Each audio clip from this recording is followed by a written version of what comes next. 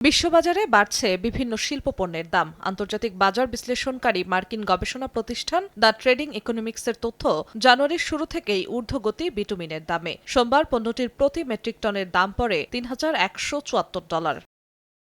শিল্প খাতে চাহিদা বেড়েছে কোবাল্টের। এক সপ্তাহে ৫.৫% বেড়ে প্রতি মেট্রিক টন কোবাল্ট বিক্রি হচ্ছে $৫৬,২৯০।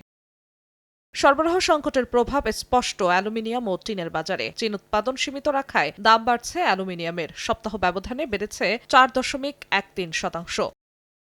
প্রায় ৪ বছরের মধ্যে সর্বোচ্চ পর্যায়ে পৌঁছেছে টিনের দাম। এক সপ্তাহে ৮.২৭% বেড়ে বিক্রি হচ্ছে $৪৩,৭৫০।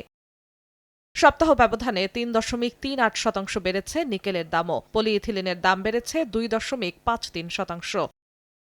তবে কিছুটা কমতির দিকে জিংকের দাম। এক সপ্তাহে কমেছে ১.১৬%।